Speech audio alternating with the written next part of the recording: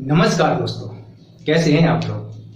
अच्छे होंगे, स्वस्थ होंगे, बढ़िया से पढ़ रहे होंगे और देश दुनिया की खबरों से रूबरू हो रहे होंगे, जागरूक हो रहे होंगे। दोस्तों, आज मैं आप लोगों से कुछ क्वेश्चन पूछूं? चलो पूछता हूं। नहीं पूछूं ना? हाँ, चलो पूछता हूं। अच्छा, आप मुझे ये बताइए कि हमारा जो देश है उसके प्रथम नागरिक कौन है? हमारे देश के, भारत देश के प्रथम नागरिक कौन है? और हमारे राज्य के प्रमुख कौन है? कौन है वो कौन है जो देश की एकता, अखंडता और सुदृढ़ता का प्रतीक है? वो कौन है जिनका वर्णन संविधान के भाग 5 में अनुच्छेद 52 से लेकर के 78 तक किया गया है? वो कौन है जिनको शपथ हमारे मुख्य न्यायाधीश दिलाते हैं? वो आखिर कौन है जो अपना त्याग पत्र उपराष्ट्रपति को देते हैं? वो आखिर हैं कौन जो दोनों सदनों की संयुक्त बैठक बुलाते हैं? वो आखिर कौन है जो दोनों सदनों को संबोधित करते हैं एक साथ? वो आखिर हैं कौन है? आप सोचिए जरा। वो कौन है जो कैग निर्वाचन आयोग, वित्त आयोग के अध्यक्ष सदस्य, यूपीएससी के अध्यक्ष सदस्यों की नियुक्ति करते हैं? दोस्तों, आखिर वो कौन है? आखिर वो हैं कौन जो SC, ST, OBC आयोगों का गठन कर सकते हैं, किसी भी क्षेत्र को जनजातीय क्षेत्र घोषित कर सकते हैं? दोस्तों, कौन है आखिर वो कौन है कि अगर लोकसभा अध्यक्ष और लोकसभा उपाध्यक्ष दोनों का पद खाली हो तो वो सदन के किसी सदस्य को अध्यक्ष नियुक्त कर सकते हैं? दोस्तों, आखिर वो हैं कौन जो नियम बना सकते हैं? दोस्तों, वो कौन है? आप जरा विचार करिए। जो मुख्य न्यायाधीश से परामर्श ले सकते हैं आर्टिकल 143 के तहत। दोस्तों, वो कौन है आखिर जो 123 के तहत ऑर्डिनेंस, अध्यादेश जारी कर सकते हैं? सोचिए जरा, विचार करिए, आखिर वो हैं कौन? आखिर वो कौन है जो आर्टिकल 123 के तहत अध्यादेश जारी कर सकते हैं? दोस्तों, आखिर वो कौन है जो आर्टिकल 72 के तहत क्षमादान शक्ति दे सकते हैं? दोस्तों, आप विचार करिए जरा, वो आखिर हैं कौन जो आर्टिकल 75 के तहत प्रधानमंत्री और अन्य मंत्रियों की नियुक्ति करते हैं? दोस्तों, आप जरा विचार करिए, वो कौन है जो आर्टिकल 76 के तहत महान्यायवादी की नियुक्ति करते हैं, उसके वेतन आदि का निर्धारण करते हैं? दोस्तों, जरा विचार करिए कि आखिर वो हैं कौन है जिनके नाम पर हम अंतरराष्ट्रीय संधि समझौते करते हैं? वो आखिर हैं कौन जिनके पास सैन्य शक्ति होती है, जिनके पास जो तीनों सैन्य बल हैं, जो सैन्य बलों के प्रमुखों की नियुक्ति करते हैं, थल सेना, जल सेना और वायु सेना के अध्यक्षों की नियुक्ति करते हैं? आखिर कौन है वो? जरा आप विचार करिए कि हमारे देश में ऐसे कौन व्यक्ति हैं जो इतने सारे काम कर रहे हैं? कौन है आखिर ऐसे? कौन है? आप विचार करिए, आप सोचिए कि आखिर कौन है जो आपातकालीन शक्तियां हैं जिनके पास, जो आर्टिकल 352, आर्टिकल 356, आर्टिकल 360 का उपयोग करते हैं? कौन है वो? दोस्तों, विचार करिए जरा कि वो हैं कौन? इतने सारे क्वेश्चन पूछ रहा हूं मैं आपसे, है ना? इतने सारे क्वेश्चन पूछ रहा हूं कि आखिर वो कौन है जो इतने सारे काम कर रहे हैं, जिनके पास इतनी सारी शक्तियां हैं, जिनका वर्णन आर्टिकल 52 से लेकर के आर्टिकल 52 से लेकर के 78 तक है? कौन ऐसे प्रमुख व्यक्ति हैं जो हमारे राज्य के प्रमुख हैं और हमारे देश के प्रथम नागरिक हैं? इसके साथ ही साथ देश की एकता, अखंडता और सुदृढ़ता का प्रतीक भी है मेरे प्यारे दोस्तों। कौन है वो? जरा विचार करिए आप, वो आखिर हैं कौन जो संयुक्त बैठक आर्टिकल 108 के तहत संयुक्त बैठक भी बुलाते हैं और जो तीनों जो शस्त्र अवसान कर सकते हैं और विघटन कर सकते हैं? तो ये जो विघटन कर सकते हैं आर्टिकल कितने के तहत? तो ये चीज आप देखिए कि वो व्यक्ति हैं कौन, वो पर्सन है कौन, वो इतने महानुभाव है कौन? वो कौन है मेरे प्यारे दोस्तों जो इतने सारे काम कर रहे हैं और भी कितने सारे काम कर रहे हैं, जिनके पास कार्यकारी शक्ति है, जिनके पास वित्तीय शक्ति है, जिनके पास कार्यकारी, वित्तीय, न्यायिक, कूटनीतिक, सैन्य और आपातकालीन शक्तियां हैं? वो आखिर हैं कौन मेरे प्यारे दोस्तों? सोचिए जरा आप। तो दोस्तों, आप लोगों को आंसर मिल गया होगा, आप लोग उनके बारे में जान गए होंगे कि हम किन की बात कर रहे हैं। हम बात कर रहे हैं अपने महामहिम, हम बात कर रहे हैं अपने महामहिम राष्ट्रपति, हम बात कर रहे हैं अपने महामहिम राष्ट्रपति जी की बात कर रहे हैं हम, प्रेसिडेंट साहब की बात कर रहे हैं हम, प्रेसिडेंट जी की बात कर रहे हैं हम कि उनके पास इतनी सारी शक्तियां होते हैं। उनका वर्णन आर्टिकल 52 से लेकर के 78 तक किया गया है। इसके साथ ही साथ उनके पास कितनी सारी पावर है। देश के प्रथम नागरिक हैं, राज्य के प्रमुख हैं। इसके साथ ही साथ देश की एकता अखंडता और सुदृढ़ता का प्रतीक है मेरे प्यारे दोस्तों। तो today we are going to discuss about the most of important information which is related to our prime minister.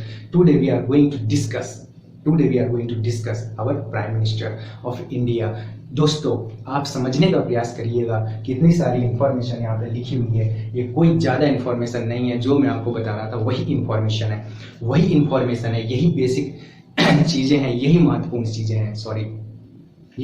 चीज़ें हैं। तो दोस्तों, आज हम लोग जानेंगे अपने देश के प्रथम नागरिक, अपने देश के प्रतीक महामहिम राष्ट्रपति जी के बारे में। और दोस्तों, आप लोगों को पता है, इस सारे अनुच्छेद अभी बातों में याद हो जाएंगे। आप देखना किस प्रकार से एग्जाम्स में सारे क्वेश्चन राइट करके आते हैं और कितना महत्वपूर्ण टॉपिक है ये, कितने क्वेश्चन पूछे जाते हैं यहाँ से। हर साल क्वेश्चन पूछे जाते हैं, हर एग्जाम में क्वेश्चन पूछे जाते हैं। तो मेरे प्यारे दोस्तों, इस वीडियो को आप बार-बार देखना, कई बार देखना, ताकि ये चीजें आपको कंठस्थ हो जाएं। इन प्रश्नों को लेकर के आप गलतियां ना करें मेरे प्यारे दोस्तों। इसी के साथ आप लोगों का बहुत बहुत स्वागत है द यूनिवर्स स्टडी हब में। दोस्तों, चलिए हम समझने का प्रयास करते हैं।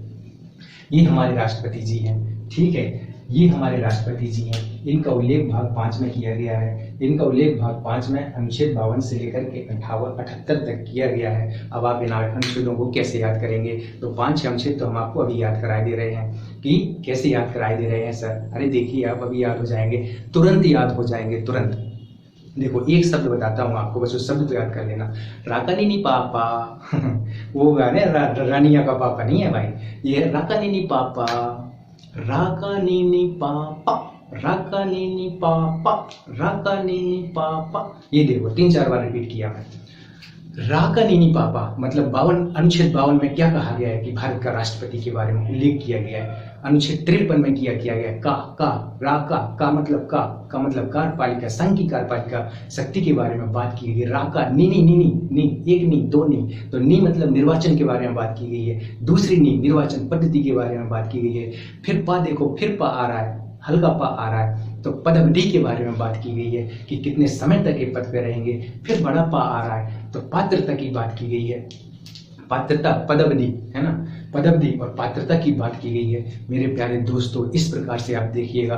फिर आप आर्टिकल 60 देखिए, आर्टिकल 61 देखिए। आर्टिकल 60 में शपथ की बात की गई है, आर्टिकल 61 में महाभियोग की बात की गई है। आर्टिकल ऐसे याद होंगे आपको, आर्टिकल 60, आर्टिकल 61, आर्टिकल 72 देखिए, क्षमादान शक्ति की बात की गई है। आर्टिकल 74 देखिए, मंत्रिपरिषद से सलाह परामर्श की बात की गई है। आर्टिकल 75 देखिए, प्रधानमंत्री और अन्य मंत्रियों की नियुक्ति की बात की गई है। आर्टिकल 76 देखिए, न्यायवादी की नियुक्ति की बात की गई है। 76, 77 देखिए, 78 देखिए कि किस प्रकार से प्रधानमंत्री से सलाह मशवरा किए जाएंगे और किस प्रकार से प्रधानमंत्री जी राज्य की संचालित जो भी कार्य संचालन हो रहे हैं उनके बारे में राष्ट्रपति जी को अवगत कराएंगे। तो मेरे प्यारे दोस्तों, आप देखिए किस प्रकार से ये अनुच्छेद हमको क्लियर होते जा रहे हैं। अनुच्छेद 108 देखिए, संयुक्त बैठक की बात की गई है ना। तो पहली बात हम लोगों ने क्या देखी, अनुच्छेद 52 से 78, ये जितने आर्टिकल हैं महत्वपूर्ण है। 52 से 78 तक तो आप लोग मेन जो अभी जितने मैं बोला हूँ वो आपको कंठस्थ होना चाहिए। शपथ कौन दिलाता है, शपथ का वर्णन किस अनुच्छेद में किया गया है। क्षमादान शक्ति की बात कहाँ की गई है। क्षमादान शक्ति का क्या मतलब होता है कि वो किसी भी, क्षमादान शक्ति का मतलब होता है कि वो जो दोषी व्यक्ति है उसको कंप्लीट क्षमा कर सकते हैं, लघुकरण कर सकते हैं, परिहार कर सकते हैं, विराम लगा सकते हैं। ये कुछ चीज़ें हैं जिनको आप पढ़ना है। और दोस्तों, हम जो ये चीज़ें डिस्कस कर रहे हैं एम लक्ष्मीकांत से कर रहे हैं, जो पॉलिटी के लिए सबसे अच्छी बुक मानी जाती है, जो राज्य व्यवस्था के लिए सबसे अच्छी बुक मानी जाती है। तो दोस्तों देखिए, संघ की कार्यपालिका शक्ति का वर्णन किया गया है। अब जब कार्यपालिका नाम आया तो आपके दिमाग में आ जाना चाहिए कि कार्यपालिका आखिर होता क्या है, कार्यपालिका में कौन कौन होता है। तो कार्यपालिका में राष्ट्रपति, उपराष्ट्रपति, प्रधानमंत्री, मंत्रिमंडल और महान्यायवादी, इन सबसे मिलकर के हमारी राष्ट्रपति, उपराष्ट्रपति, प्रधानमंत्री, महान्यायवादी, मंत्रिमंडल, इन सबसे मिलकर के हमारी कार्यपालिका बनी होती है। ये कार्यपालिका बनी होती है। और कार्यपालिका का प्रमुख कौन होता है? कार्यपालिका का प्रमुख राष्ट्रपति होता है। लेकिन वास्तविक शक्ति किसके पास होती है? प्रधानमंत्री के पास होती है। वास्तविक शक्ति प्रधानमंत्री के पास होती है। ये देखिए, तो राष्ट्रपति के बारे में हम लोग देख रहे हैं। चुनाव प्रक्रिया देखिए, राष्ट्रपति के अंदर योग्यता क्या होनी चाहिए, आखिर हम किस व्यक्ति को राष्ट्रपति बना देंगे, किसको हम राष्ट्रपति बना देंगे, ऐसे ही थोड़ी ना किसी को राष्ट्रपति बना देंगे। उनके अंदर कुछ ना कुछ योग्यता तो होनी ही चाहिए, बिल्कुल होनी चाहिए। ऐसे हम थोड़ी ना किसी को कोई भी अधिकारी या सर्विसमैन बना देते हैं, उनके अंदर कोई ना कोई योग्यता होनी चाहिए। तो क्या योग्यता होनी चाहिए मेरे प्यारे दोस्तों? सबसे पहली बात तो भारत के नागरिक होने चाहिए। भारत के नागरिक होने चाहिए, जरूरी नहीं है कि जन्म से हों, जबकि अमेरिका में जन्म से वहां का नागरिक होना चाहिए, तभी वहां का व्यक्ति राष्ट्रपति बनेगा। लेकिन भारत में भारत का नागरिक होना ही पर्याप्त है। कोई विदेशी व्यक्ति भी अगर भारत का नागरिक है तो भारत का राष्ट्रपति बन सकता है, भारत का राष्ट्रपति बन सकता है। दूसरा, उसकी मतलब उनकी आयु 35 वर्ष पूर्ण हो जानी चाहिए, 35 वर्ष का उनको होना चाहिए। तीसरी बात, उनको संसद सदस्य नियुक्त होने की उनके अंदर योग्यता होनी चाहिए। मेरे प्यारे दोस्तों, क्या योग्यता होनी चाहिए? संसद सदस्य बनने की उनके अंदर योग्यता होनी चाहिए, कि जो संसद सदस्य बनने की योग्यता होती है। इसके साथ ही साथ उन्हें लाभ के पद पर नहीं होना चाहिए। उन्हें केंद्र सरकार, राज्य सरकार या किसी सरकारी प्राधिकरण में लाभ के पद पर नहीं होना चाहिए। एक बार यूपीएससी ऑलरेडी पूछ चुका है इस क्वेश्चन को दोस्तों। इस क्वेश्चन को कि जो लाभ का पद है वो संविधान में मेंशन है कि नहीं है, इसका आप पता लगा लेना जरा। तो योग्यता हो गई। शपथ उनको कौन दिलाता है? शपथ उनको हमारे मुख्य न्यायाधीश दिलाते हैं। शपथ देश की एकता, अखंडता और हमारे संविधान का संरक्षण, प्रतिरक्षण, इन सारी चीज़ों पर शपथ ली जाती है। तो जो शपथ दिलाता है वो कौन दिलाता है? सुप्रीम कोर्ट के मुख्य न्यायाधीश शपथ दिलाते हैं। अब उनका पद रिक्त कब होगा? तो जो पद पर बैठने से 5 साल तक वो अपने पद पर रहते हैं। इसके बीच में भी अगर वो चाहें तो अपना इस्तीफा दे सकते हैं। लेकिन वे इस्तीफा अपना किसको देंगे इस्तीफा? आप बताओ मुझे कि वो अपना इस्तीफा किसको देंगे?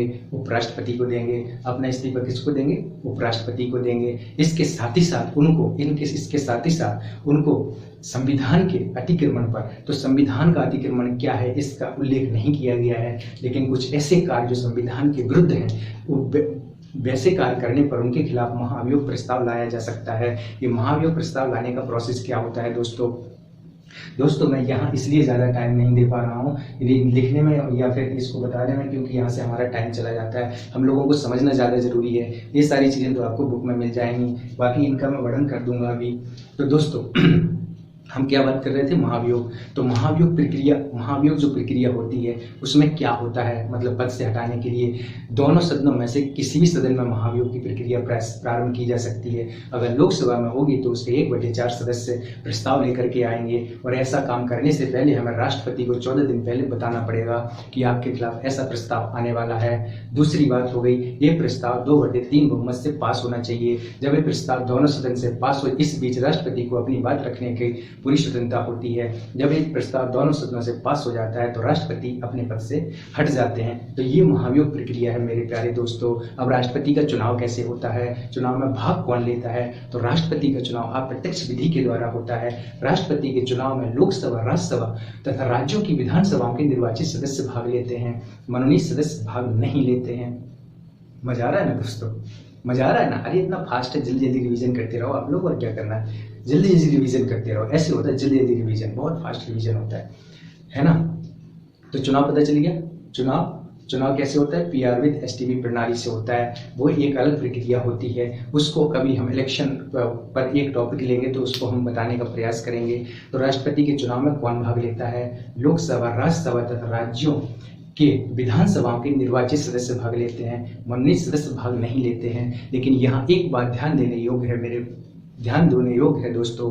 वो बात कौन सी है कि महाभियोग प्रक्रिया में जहां मनोनीत सदस्य भाग लेते हैं, वहीं राज्यों की विधानसभाओं के जिन्होंने वोट दिया था वो लोग भाग नहीं लेते हैं। वो लोग भाग नहीं लेते हैं। लोकसभा राज्यसभा के दोनों सदस्य भाग लेते हैं। महाभियोग प्रक्रिया में क्वेश्चन ऐसे फंसा देते हैं। इसलिए हमें चीज़ों को कंप्लीट रूप से जानने की जरूरत है। तो दोस्तों, हम लोग शपथ पर बात कर चुके, हम लोग महाभियोग पर बात कर चुके। अब हम लोग जरा राष्ट्रपति की, हम लोग क्षमादान शक्ति पर बात कर चुके, हम लोग महाभियोग प्रक्रिया पर बात कर चुके, हम लोग ये कि प्रधानमंत्री किन किन की नियुक्ति करता है, प्रधानमंत्री कैसे नियुक्ति करता है। इसके साथ ही साथ दोस्तों, अब हम ये देख लें कि राष्ट्रपति जी के पास शक्तियाँ कौन कौन सी होती हैं।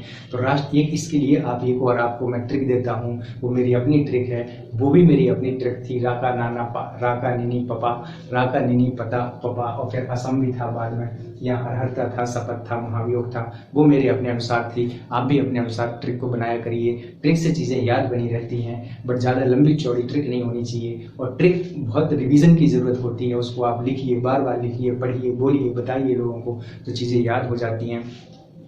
तो हम लोग क्या बात कर रहे थे? हम लोग बात कर रहे थे कि राष्ट्रपति के पास शक्तियाँ कौन कौन सी होती हैं। तो इसके लिए भी मैं आपको एक ट्रिक देता हूँ, जबरदस्त ट्रिक है। ये मेरी खुद की ईजाद की हुई, ये मेरा खुद का इंटेलेक्चुअल प्रॉपर्टी राइट है। ये मैंने खुद ईजाद की थी कि कभी कभी बिन्याकू सैया पर लेटे रहते हैं। ये राष्ट्रपति की शक्तियाँ हैं। कभी बिन्याकू सैया पर लेटे रहते हैं, कभी बिन्याकू सैया पर लेटे रहते हैं। का से कार्यकारी शक्ति, का से कार्यकारी शक्ति, बी से विधायी शक्ति, बी से विधायी शक्ति, और कभी बिन्याकू, बी से वित्तीय शक्ति, न्याकू, न्या से न्यायिक शक्ति, कू से कूटनीतिक शक्ति। सैया पर लेटे रहते हैं, शैया पर लेटे रहते हैं। से सैन्य शक्ति, आ से आपातकालीन शक्ति। मेरे दोस्तों, इस चीज़ को आपको याद कर लेना है। ये शक्तियाँ कभी एग्जाम में लिखने के लिए आ सकती हैं। पूछ सकते हैं कि राष्ट्रपति के पास किस प्रकार की शक्तियाँ होती हैं। ये तो शक्तियाँ हैं, इनके अंदर कुछ पॉइंट हैं, जैसे कार्यकारी में नियुक्तियाँ आदि आ जाएंगी। राष्ट्रपति के कार्यकारी कार्यों का वर्णन है। विधायी में राष्ट्रपति के वित्तीय कार्यों का वर्णन है, विधि कार्यों का वर्णन है। जैसे लोकसभा, ये संयुक्त बैठक का गठन। इस प्रकार से लोकसभा में अगर पद रिक्त है तो अपनी शक्ति से एक किसी सदन के, वहाँ से किसी सदस्य को अध्यक्ष नियुक्त कर दें। इसके साथ ही चुनाव के मामलों में निर्णय लेना, विधेयक को पास करना, अध्यादेश जारी करना। विधेयक अगर राष्ट्रपति के पास आता है तो 3 चॉइस होती हैं उनके पास, वीटो शक्ति भी है। पहली तो सीधी सी बात है कि विधेयक आया उस पर साइन कर दें। दूसरी, अपनी अनुमति को सुरक्षित, अपना जो भी है अपने विचारों को सुरक्षित रख लें। तीसरा पॉइंट, अपने पुनर्विचार को वापस भेज दें। इसके साथ ही साथ हमारे राज्यपाल जी भी राष्ट्रपति को विधेयक भेजते हैं, उस पर भी ऐसा ही होता है, अपनी अनुमति दे दें, सुरक्षित रख लें, पुनर्विचार के लिए भेज दें। अगर वापस आता है तो यहाँ पुनर्विचार के लिए मतलब बात नहीं है कि वापस भेजेंगे, लेकिन संसद में अगर एक बार पुनर्विचार के लिए वापस भेज दिया और पुनर्विचार के बाद फिर से अगर हमारे पास बिल विधेयक आता है तो राष्ट्रपति साइन करने के लिए बाध्य है। दिक्कत और वीटो पावर वो है कि किसी पर कोई निर्णय न लेना, उसको अपने जेब में रख लेना। तो दोस्तों, ये राष्ट्रपति की क्या है विधि शक्तियां हैं। वैसे वित्तीय शक्तियां होती हैं बजट के मामले में, आकस्मिक निधि के मामले में इनके पास कुछ वित्तीय शक्तियां भी हैं। तो कभी न्याकू न्यायिक शक्तियां, क्षमादान शक्ति बताई दिए। कूटनीतिक शक्तियां हम लोग ऑलरेडी बता दिए कि कूटनीतिक शक्तियां वो कूटनीतिक शक्तियां होती हैं कि अंतर्राष्ट्रीय संधि समझौतों पर राष्ट्रपति के नाम पर समझौते किए जाते हैं, पर संसद की अनुमति आवश्यक होती है। संसद हमारी संप्रभु है कि नहीं है। तो आप देखिए, मतलब संसद जो है वो देश का कानून बनाती है, हमारी जनता जो है जनता को रिप्रेजेंट करती है। तो दोस्तों, इस चीज़ को आप देखने का प्रयास करिए कि उनके पास कूटनीतिक शक्तियाँ, न्यायिक शक्तियाँ, सैन्य शक्तियाँ में हमने बताई दिया। वो तीनों सेनाओं के प्रमुख होते हैं। तीनों सेना सैन्य बलों के, और तीनों सैन्य बलों के जो प्रमुख होते हैं हमारे जल सेना, थल सेना, वायु सेना, उनके अध्यक्षों की नियुक्ति करते हैं और सैन्य बलों के सेनापति होते हैं। तो ये देखिए आप कि उनके पास इतनी सारी शक्तियाँ हैं। इसके डिटेल में जाकर के आप पढ़ेंगे तो अधिकांश चीज़ें मुझे लगता है कि कंप्लीट हो चुकी हैं। वो 12 सदस्यों को मनोनीत करते हैं, 12 सदस्यों को मनोनीत करते हैं। कहाँ? राज्यसभा में 2 सदस्यों को, पहले एंग्लो इंडियन को 2 सदस्य लोकसभा में मनोनीत करते थे, बट अभी संशोधन के द्वारा उसको खत्म कर दिया गया है। तो 12 जो सदस्य हैं कौन है, वो कहाँ से आते हैं? वो आते हैं ELS से।